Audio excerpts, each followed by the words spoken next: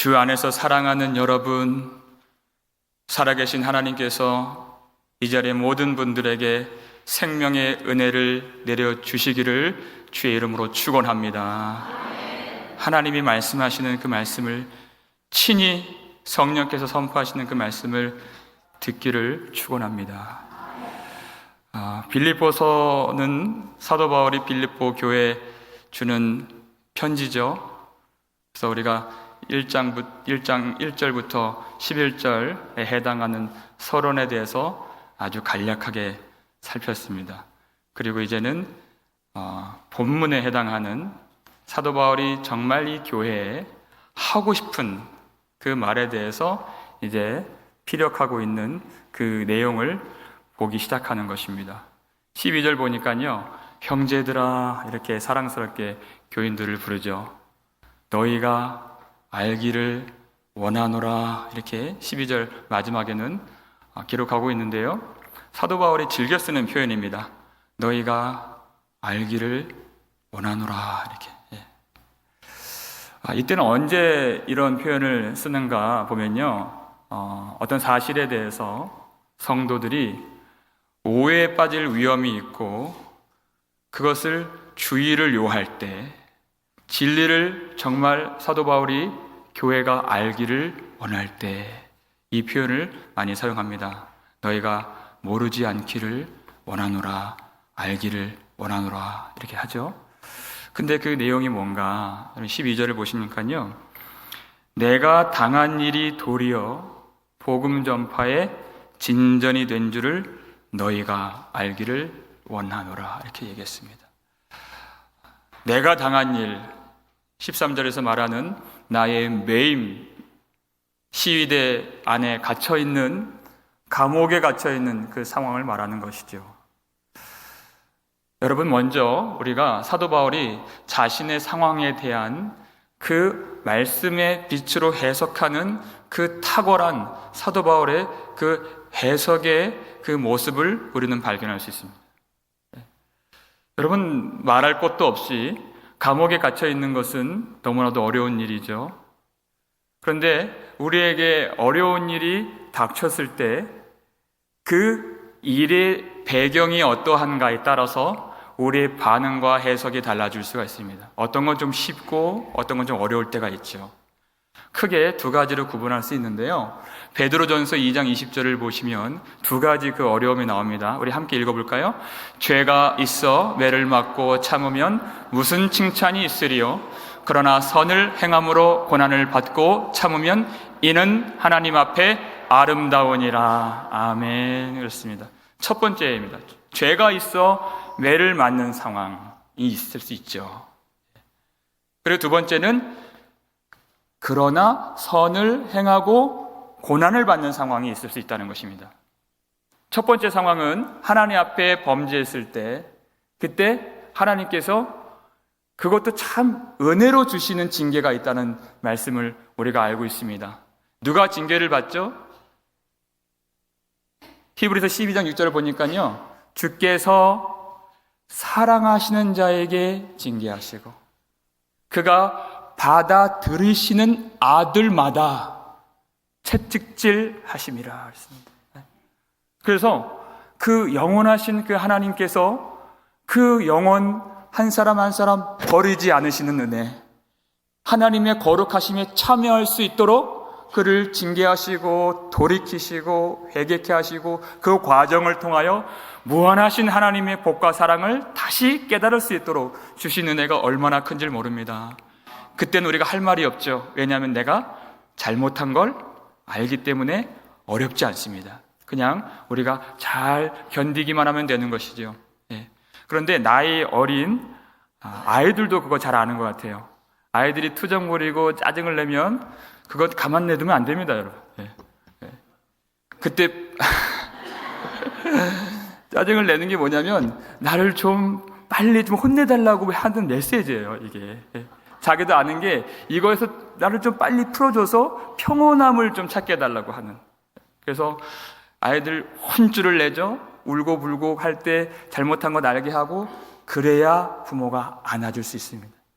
그러면 얼마나 아이도 평안하고 부모도 평안합니까? 그죠? 그 속에서 우리는 진실한 그 하나님의 사랑을 깊이 더욱 느낄 수 있는 것입니다. 어렵지 않습니다. 그런데 뭐가 어렵냐면 두 번째 경우입니다. 선을 행하는데 고난을 받는 이 경우이죠. 사도 바울이 지금 당하는 어려움이 두 번째 해당하는 어려움일 수 있겠습니다. 여러분, 이것이 우리가 그저 앉아서 듣거나 책을 읽을 때는 어렵지 않죠. 우리는 그렇게 훈수 둘 수 있고 그런 거 아니야 라고 잘 말해줄 수 있습니다. 그런데 이것이 나의 문제가 되면 쉬운 문제가 아닙니다. 일평생 복음 증거하며 주 예수를 위해서 자기 돌보지 않고 그렇게 사명 감당하는 사도 바울의 인생 가운데 그 끝이, 그 결과가 무엇입니까? 차가운 그 어두운 고통 많은 감옥에 갇혀있는 상황을 그가 마주하게 되었을 때 많은 어려움들의 내용들이 나오지만 그래도 우리가 조금 이해할 수 있는 어려움 중에 하나가 고린도후서 11장 27절 말씀 같습니다. 우리 함께 읽어볼까요? 또 수고하며 애쓰고 여러 번 자지 못하고 줄이며 목마르고 여러 번 굶고 춥고 헐벗었노라. 여러분 24절부터 쭉 내려오는 이야기 대충 아시죠? 태장에 맞는 것, 돌에 맞는 것, 배가 3번 파산하고 일주야를 깊은 바다에서 고생하고 여러 위험들을 당한 이야기는 감히 우리는 상상조차 못합니다. 그런데 우리가 이 27절 이야기는 그래도 조금 이해할 수 있을 것 같아요. 그래도 그도 몸이 있는데 복음 전함으로 자기 일 때문도 아니에요. 아등바등 그렇게 돈 벌고자 그렇게 수고한 것도 아닙니다. 복음 전하려고 그렇게 자지 못하는 것 얼마나 고통스럽습니까? 그렇게 주를 위하여 배가 고프고 많이 여러 번 굶었던 것. 제가 개인적으로 정말 어려운 게 배고플 때 내가 왜 사는 건가 지금. 삶의 의미를 내가 못 찾겠어요. 그런 일들이 많이 있었을 텐데 전혀 자기 어려운 거 내색하지 않고, 왜냐하면 그에게는 주 예수께서 주신 사명이 있었기 때문에 그렇습니다. 주 예수께서 주신 사명 곧 하나님의 은혜의 복음을 증언하는 일을 마치려 하면은 나의 생명조차 조금도 귀한 것으로 여기지 아니하노라. 얼마나 생명이 귀합니까? 나 좀 아프고 나에게 손해를 입히는 그것 우리는 못 참지요. 그런데 사도 바울은 주 예수께서 주신 사명 앞에 나의 생명을 조금도 귀한 것으로 여기지 않는 그 은혜가 있었음을 말씀으로 분명히 깨달은 것입니다. 여러분, 이 복음의 은혜를 하늘의 빛을 받아서 깨닫지 못하면 우리는 조금도 앞으로 나아가지 못하고 어떤 어려움이 있을 때 우리는 온전히 주 앞에 설 수 없습니다. 말씀을 깨닫고 말씀을 전하고 말씀을 알아가는 그것은 우리의 어떤 지적인 만족을 채우고자 하는 것이 아니죠. 내가 조금 그들보다 안다고 해서 자랑하려고 우리가 말씀을 배우는 것이 아닙니다. 이 생명의 빛 가운데에서 지극히 높으신, 지극히 선하신 예수 그리스도의 영광을 발견할 때 그 영광이 주 예수보다 더 아름답거나 더 유익하거나 더 좋은 것을 발견할 길이 없어. 어떠한 형편에서든지 그 주 예수의 영광 앞에 엎드리고 예배하고 그 영광 얻은 것으로 기뻐할 수 있는 삶이 바로 성도의 삶인 줄 믿습니다. 우리가 살아가는 그 모습이 그렇게 되는 것이죠.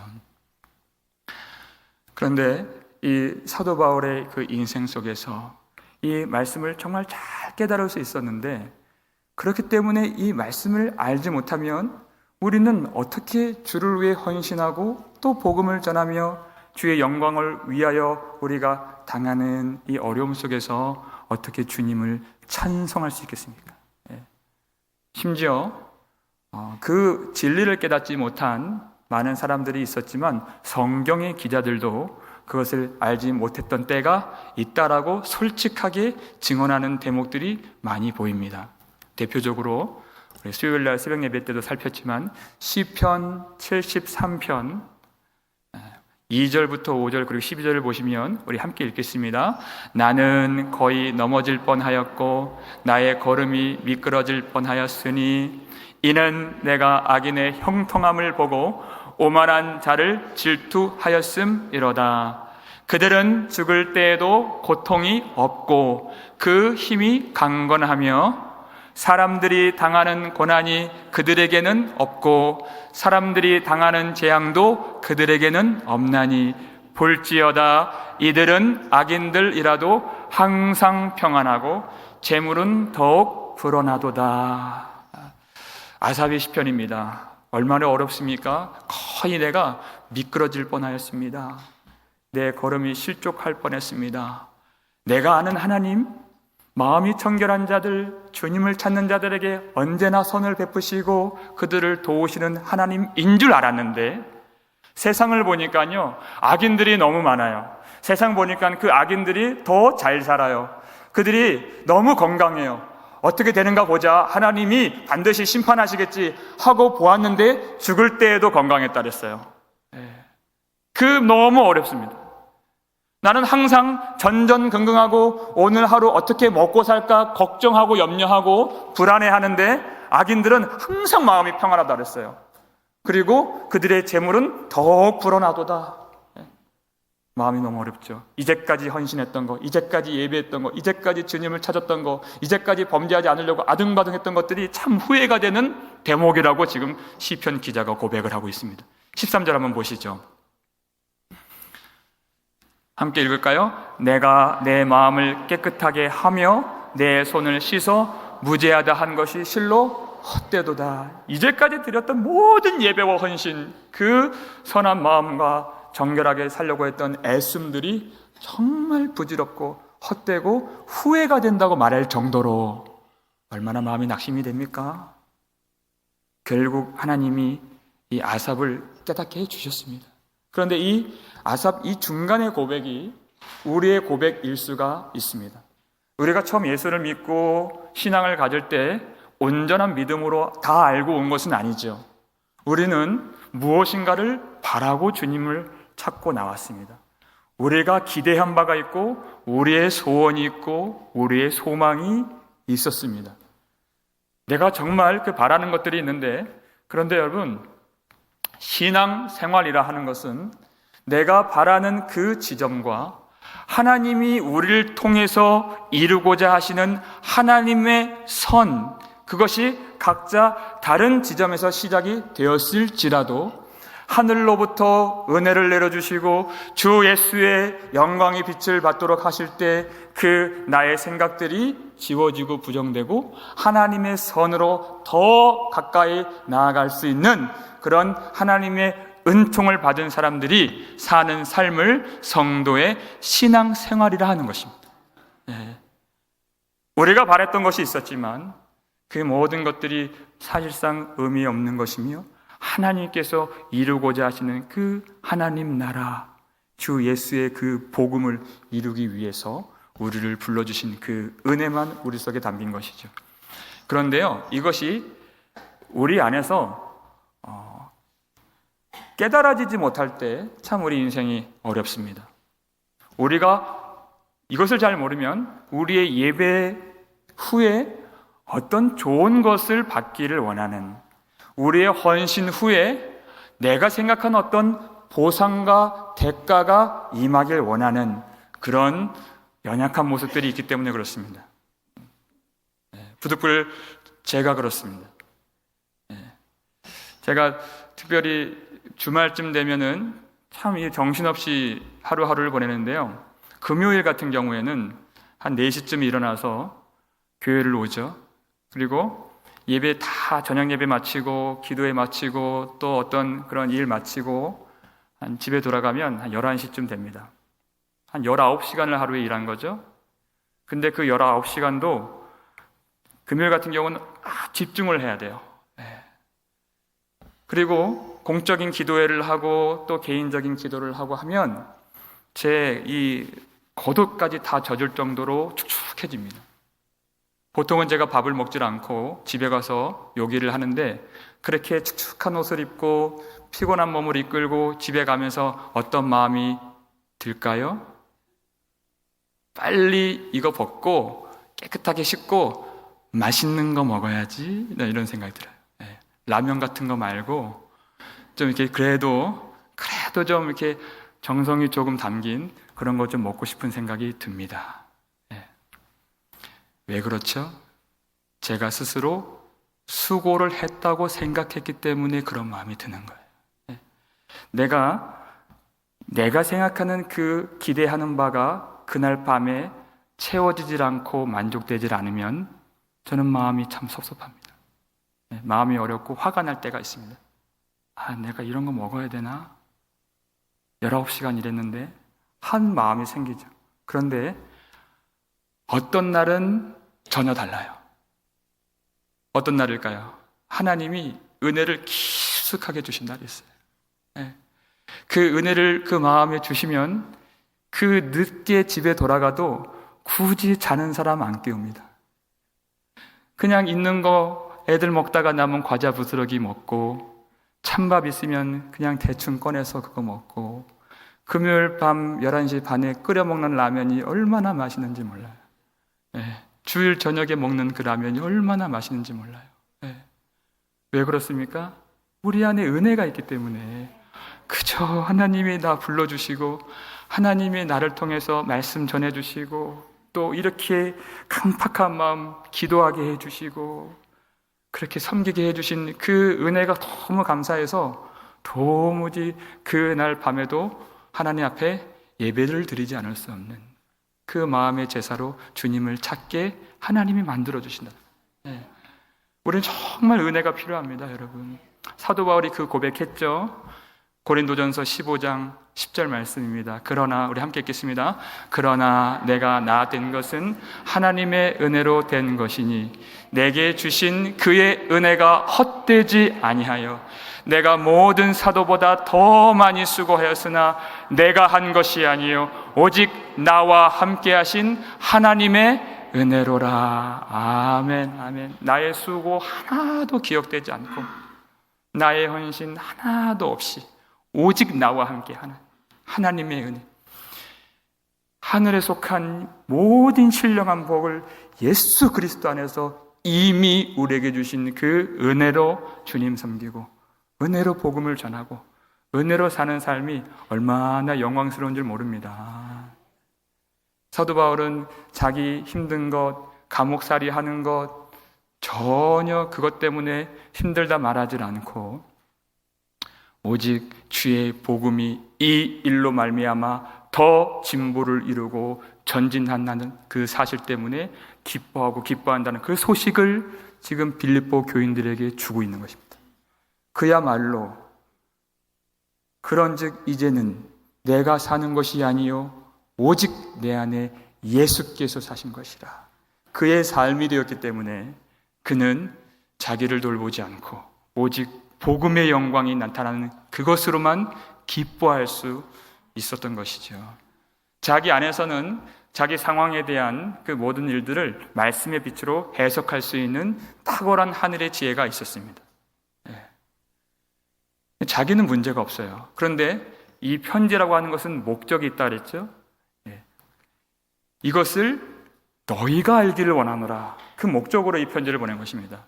왜냐하면 본인은 그 문제가 해결될 수 있었으나 그 얼마 되지 않는 초신자와 같은 이 빌립보 성도들이 사도 바울의 모습을 보고 실족할 수 있기 때문에 믿음에 대해서 복음에 대해서 회의감을 가질 수 있는 그 위험의 요소를 교회에서 제거하기 위해 이 편지를 보낸 것입니다. 그때에도 자기를 생각하지 않고 오로지 이 교인들, 오로지 복된 성도들, 이 형제들 자매들이 하나님 앞에 진정한 믿음, 바른 믿음으로 바로 설 수 있도록 그 한 가지 목적을 가지고 이 편지를 보내주는 것입니다. 옛날 고대 시대 사람들을 보게 되면 그들이 갖고 있는 생각들이 있었는데요. 예를 들어 전쟁을 할 때 전쟁을 하면 이기는 나라가 있고 지는 나라가 있지 않습니까? 그런데 이기는 나라가 갖고 있는 생각, 지는 나라가 갖고 있는 생각 동일했습니다.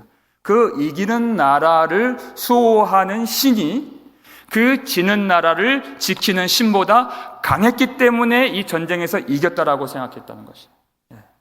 심지어 이와 같은 사상이 이스라엘 백성들 중에도 나타났습니다.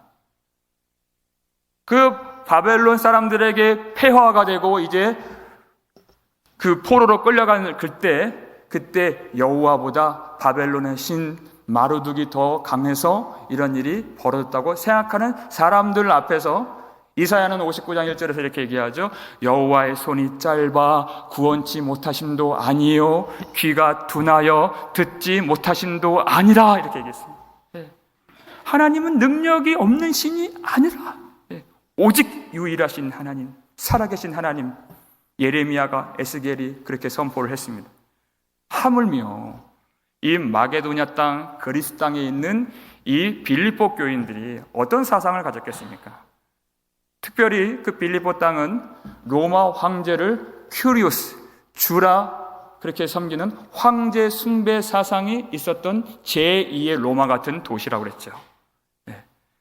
그때 사도 바울, 주 예수, 큐리우스, 주를 섬기는 사도 바울이 감옥에 들어간 것을 보고서 아, 그렇구나.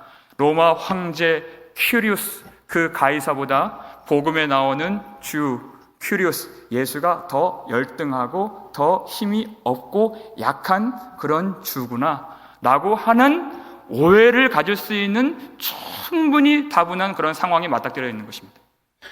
그래서 바울이 그것이 아닙니다.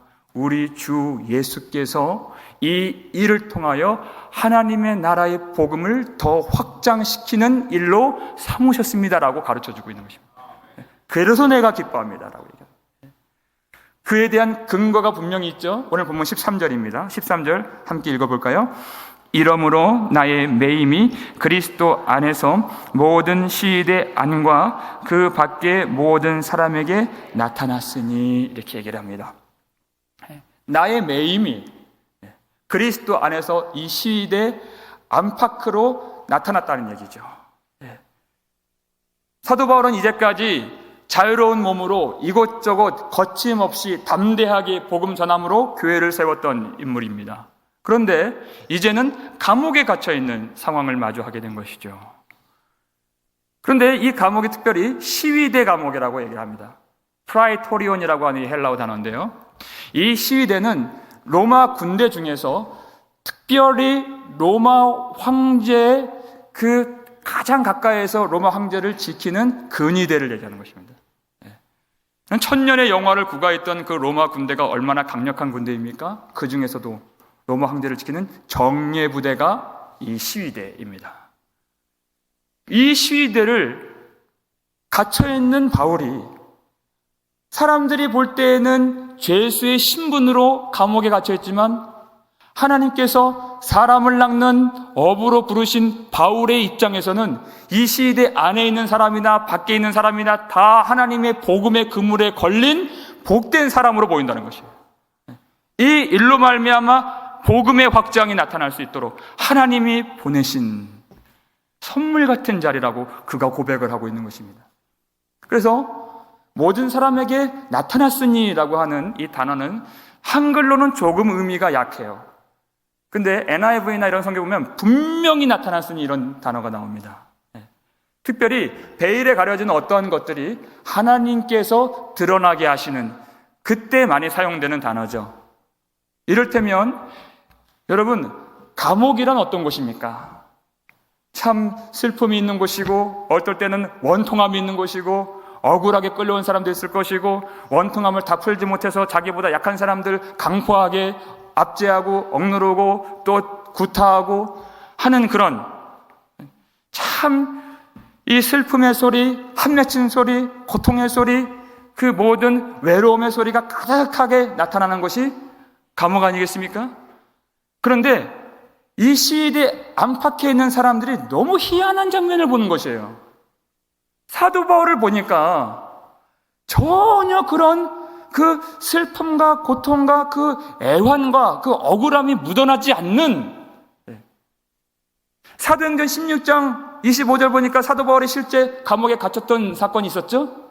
그때 어떻게 그가 어떤 모양으로 감옥 생활을 했습니까? 한밤중에 바울과 실라가 기도하며 하나님을 찬송하며 그랬습니다. 근데 그 다음에 그것을 누가 들었어요? 죄수들이 듣더라.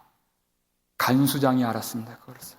거기는 안팎에 있는 사람들이 그 사도 바울의 정말 기이한 모습을 보았다는 것입니다. 여기 오면 다 죽는 소리를 하는 것인데, 근데 이 사람은 어떻게 된 것인지 오로지 그 가슴은 소망으로 가득하고 얼굴은 사랑으로 충만해서 만나는 사람마다 나 죽네, 나 힘듭니다 이 소리 하질 않고 예수는 그리스도요 우리의 주가 되십니다 이 얘기를 하는 거예요. 예수는 살아계신 하나님의 아들이십니다 그랬어요. 이 예수께서 우리 죄를 대신하여 죽으셨고 하나님이 이 예수를 살리셨습니다. 하나님이 의로운 손으로 이 예수를 눕히사 모든 만물의 임금과 구주로 삼으셨습니다. 이 예수를 믿으면 우리가 영생을 얻습니다. 이 사도 바울은 감옥에 갇혀 있는 사람인데 자유가 있는 그 시대 군사들에게 당신 예수를 믿으면 죄의 감옥에서 풀려난다고 하니 얼마나 귀한 광경입니까? 이 복음을 전한 것이에요. 요셉도 이런 일이 있었죠. 자기의 잘못으로 감옥에 간 것이 아닙니다. 그리고 보디발의 집에서 어려운 일을 당하고 누명을 쓰고 또 이제 아주 오랫동안 감옥 생활을 하게 되는데 그때 요셉과 함께 있었던 간수장이 분명하게 본 것이 있었어요. 창세기 39장 23절 말씀 함께 읽겠습니다. 간수장은 그의 손에 맡긴 것을 무엇이든지 살펴보지 아니하였으니 이는 여호와께서 요셉과 함께 하심이라 여호와께서 그를 범사에 형통하게 하셨더라 그랬어요. 21절을 보면 여호와께서 요셉과 함께 하시니 그에게 인자를 더하사 그랬어요. 그랬더니 간수장이 은혜를 받게 하시니라. 너무 놀라워요. 하나님이 요셉과 함께 하셨는데 그 은혜를 누가 받았습니까? 간수장이 받았더라. 간수장이 그걸 똑똑히 본 겁니다. 요셉과 함께 하시는 하나님, 요셉과 함께 하시는 살아계신 하나님. 요셉은 지금 감옥 중에 있지만 살아계신 그 하나님과 함께하고 있는 그 생활 속에서 그 안에 있는 그 모든 사람들에게 하나님의 영광, 하나님의 사랑, 하나님의 인자하심을 지금 나타내 보여주고 있는 것이죠. 그것이 이 시대 감옥 안에서 가득 나타났다고 있는 것입니다. 그래서 우리 한글 개역 성경은 참 본문이 번역 잘 된 것 같습니다. 이러므로 나의 매임이 어디 안에서 나타났다는 것입니까? 그리스도 안에서. 이 고백은 마치 나는 지금 감옥 안에 있는 것이 아닙니다. 나는 사실상 그리스도 예수 안에 있습니다. 높은 산이 거친 들이 초막이나 궁궐이나 내 주 예수 모신 곳이 그 어디나 하늘나라 할렐루야 찬양하세 내 모든 죄 사함받고 주 예수와 동행하니 그 어디나 하늘나라. 그렇습니다. 나는 주 예수와 함께 있습니다. 이것을 알게 해주려고. 여러분 이 고백이 있으면요 사람들이 여러분에게 옵니다. 제가 참 권면하고 싶은 것은 우리 격주로 토요일마다 복음을 전하러 나가지 않습니까? 여러분 할 수 있으면 힘을 다해서 동참해 주시길 바랍니다. 정말 복된 이 영광의 복음 한 사람이라도 더 알 수 있게끔 하나님 주신 뜨거운 심장이 있기 때문에 우리는 할 수 있고 우리는 기뻐할 수 있습니다. 그런데 우리가 때로는 바울처럼 묶여 있을 때가 있죠. 나갈 수 없을 때가 있습니다. 그런데 너무 놀라운 것은 뭐냐면 그 묶여 있는 바울에게 사람들이 왔어요. 묶여있는 바울에게 간수장이 나와서 선생님 어떻게 하여야 내가 구원을 받으리까 이렇게 고백을 했죠. 시위대 안에서도 그가 갇혀 있었지만 그 로마에서 그 셋집에서 가택연금으로도 2년 동안 갇혀 있었다고 사도행전 28장 30절에 나옵니다. 앞에 보실까요? 함께 읽겠습니다. 바울이 온 이태를 자기 셋집에 머물면서 자기에게 오는 사람을 다 영접하고 그랬습니다. 내가 나갈 수 없을 때, 가택연금 받고 내가 감옥에 있을 때 하나님이 그에게 사람을 붙여주시고 그에게 소망에 관한 것을 묻게 하시고, 어떻게 당신은 그 마음에 사랑에 가득한가요? 어떻게 당신은 그 얼굴에 이런 상황 속에서도 소망이 역력한 그런 모습으로 살 수 있을까요? 라고 묻는 자들을 하나님이 보내주신다는 것입니다. 그와 같은 교회가 되기를 주의 이름으로 축원합니다. 우리는 반드시 준비해야 해요. 그렇기 때문에요. 베드로전서 3장 15절이죠. 우리 함께 읽겠습니다. 너희 마음에 그리스도를 주로 삼아 거룩하게 하고 너희 속에 있는 소망에 관한 이유를 묻는 자에게는 대답할 것을 항상 준비하되 온유와 두려움으로 하고. 그렇습니다. 어떻게 이렇게 그런 상황에서 내가 알지 않습니까? 당신이 어떻게 그 상황에서 기뻐할 수 있습니까? 소망으로, 그렇게 당신이 어려운데 어떻게 사랑으로 섬길 수 있습니까? 어떻게 당신이 나를 위로할 수 있습니까? 라고 묻는 자들이 올 때 그 소망에 관한 이유를, 그 복음을, 그 주 예수의 사랑을 흘려보낼 수 있기를 축원합니다. 어떻게 할 수 있습니까? 내가 그리스도 예수를 주로 삼고 주님과 동행하는 것. 주 예수와 동행하니 그 어디나 하늘나라 경험할 수 있는. 바울은 지금 묶여있지만 바울이 가진 복음은 자유하여서 몸은 자유하지만 죄 가운데 묶여있는 그 군사들을 향해서 생명의 복음을 때를 얻든지 못 얻든지 전함으로 그들이 주의 사람 될 수 있도록 그 속에서도 힘쓰고 주의 사랑 전했던 바울과 같은 인생이 되기를 축원합니다. 우리는 내가 지금보다 조금 더 나아지면 내가 그렇게 섬기겠습니다 하는 그런 고백이 있습니다.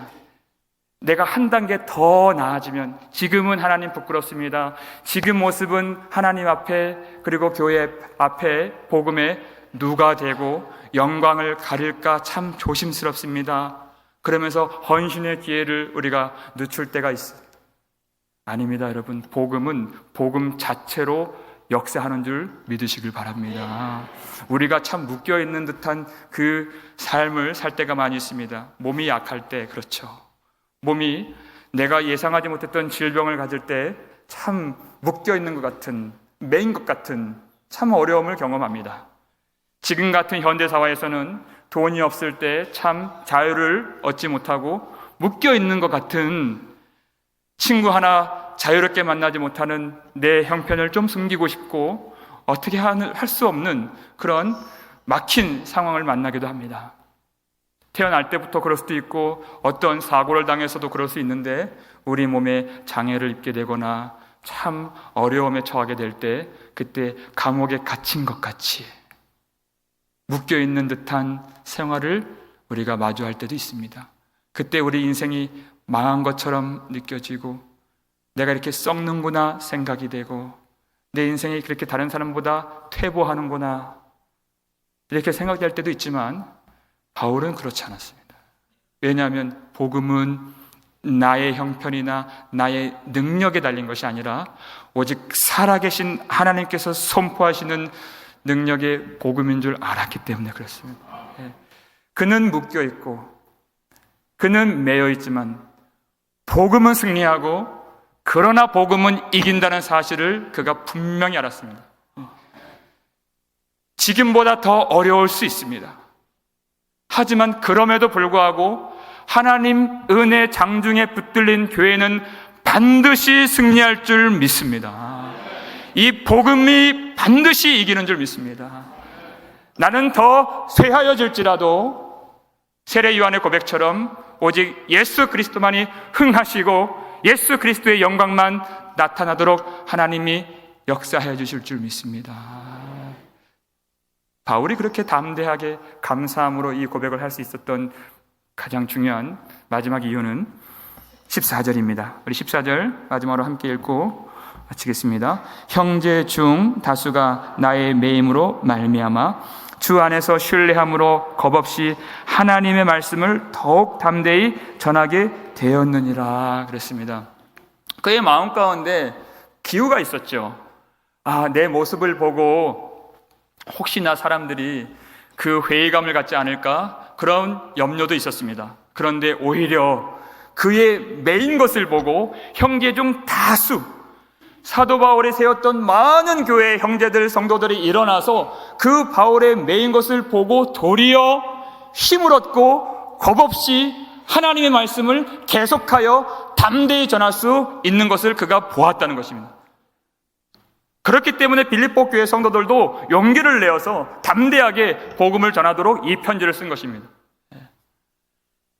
바울이 메인 것을 보고 더 사람들이 뜨겁게 기도할 수 있는 기도가 회복될 수 있었고, 그 메인 것을 보고 그 속에서도 담대하게 복음을 전하는 그 바울의 모습을 통해서 이 복음이 역사하며 살아계신 하나님의 능력의 복음이구나 깨닫고 더 이 복음을 위하여서 헌신하는 성도들의 모습을 보았다는 것입니다.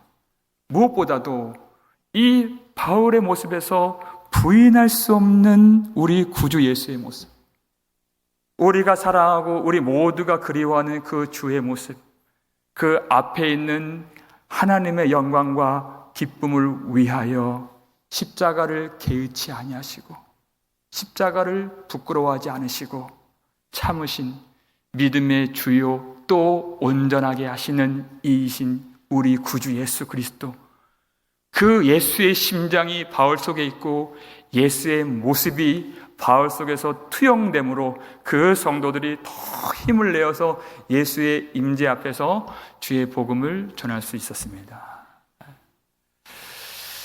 저는 이 14절에서 나오는 다수의 형제가 갖고 있는 그 감격과 감동을 저는 매주 여러분 앞에서 제가 그 감동을 느끼고 있습니다.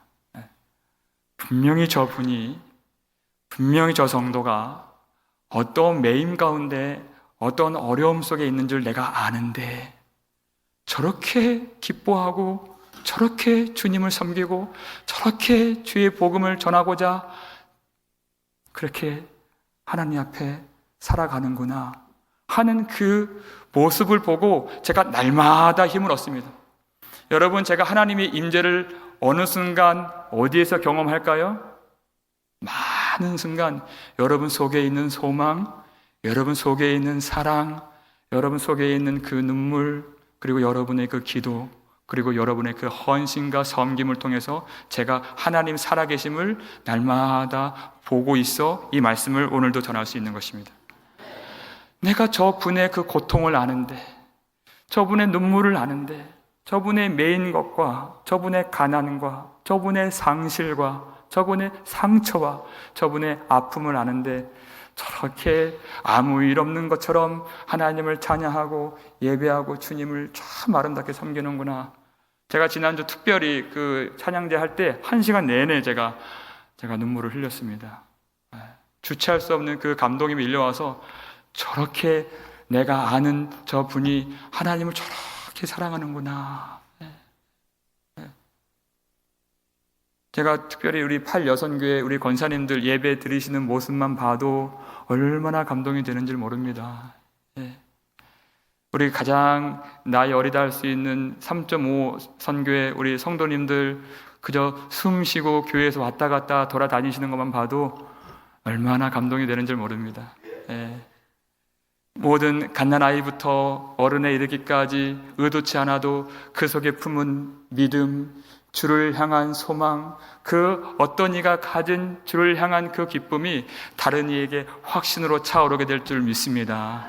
우리가 그 믿음으로 우리는 매여 있지만, 우리는 썩은 것 같지만, 우리는 퇴보하는 것 같고 어려움이 있고 고통이 있지만 주의 복음 전파에는 진전이 나타나고 주의 복음은 승리가 나타날 수 있도록 하나님의 영광을 위하여 날마다 어떤 처지에서도 주 예수와 동행하실 수 있는 저와 여러분 되시기를 주의 이름으로 축원합니다.